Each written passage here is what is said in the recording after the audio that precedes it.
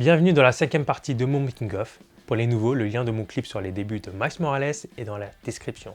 Et pour les anglophones, je vous invite à activer les sous-titres. Ce qu'il faut savoir, c'est qu'à part les scènes tournées dans la chambre, tout a été tourné sur fond vert. Oui, tout. Et d'ailleurs, ça a même été le cas pour certains plans de la chambre. Par exemple celui-ci, où techniquement je ne pouvais pas m'accrocher la tête à l'envers, ce qui m'aurait obligé à percer des trous dans le plafond. Alors système D, on retourne le plan en post-production, tout en ayant fait attention de placer la lumière au bon endroit pendant le tournage. Sur celui-ci, il devait y avoir un tableau derrière Miles, mais il n'y a pas de petites économies, alors il a été ajouté numériquement. Enfin, il y a également le plan, ou devrais-je dire les plans car coupés au montage, où Miles se trouve côté rue. La chambre a été modifiée en post-production pour que ça colle plus à l'esprit new-yorkais. Il y a plein d'autres exemples comme ces derniers. Tous ces plans auraient clairement pu être tournés sans trucage, mais ça aurait voulu dire plus de dépenses pour la fabrication d'un décor. C'est d'ailleurs pour ça que je vous informe que j'ai ouvert une cagnotte participative afin de pallier à ce genre de soucis pour mon prochain clip sur Miles. Votre aide est la bienvenue, le lien est dans la description. Passons désormais au tournage en extérieur. Comme vous l'aurez compris, tout a été tourné sur fond vert. Je n'ai pas mis le pied dehors, du moins quand je l'ai fait, je n'ai pas été satisfait. Alors pourquoi, d'autant que j'avais accès à certains de ces lieux, j'ai préféré tourner sur fond vert? Il y a deux raisons à cela. Les conditions et la cohérence. Quand on tourne sur fond vert, on n'est pas dérangé par les éléments de la vie, donc les voitures, les animaux, les passants, etc. Ni par la météo. En bref, on contrôle notre environnement à 100%. La cohérence, parce que restez concentré, l'œil a la possibilité de percevoir ce qui essaie de le tromper. Par exemple, si je vous montre le plan de la défense entièrement en CGI et que la seconde d'après il s'agit d'un vrai plan, si mes effets spéciaux ne sont pas irréprochables, je prends le risque de dévoiler le subterfuge.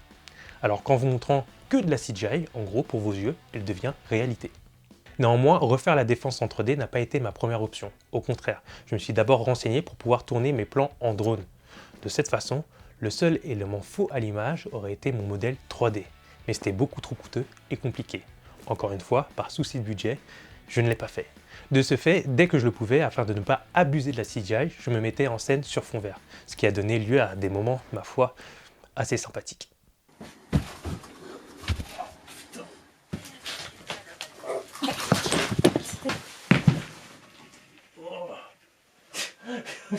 T'as vu, t'es en train de bousculer comme un connard vers l'avant. Même si le maître mot de ce projet fut économie, parfois je n'ai pas eu le choix de mettre la main au portefeuille. Ce plan-là a été tourné en caméra embarquée, j'ai dû construire le dispositif moi-même afin que cet angle de vue soit possible. Sur celui-ci, une grosse production aurait utilisé un bras mécanique, mais dans mon cas, ça a été du bricolage et une aide de mon entourage. Pareil pour ce dernier, où ici le socle simule la rotation de la caméra.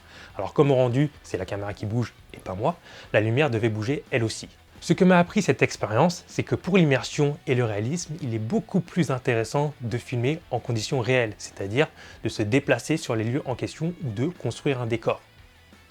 Le problème, c'est que ça augmente considérablement le budget, alors que quelques panneaux verts sont beaucoup plus abordables et permettent un meilleur contrôle sur l'environnement.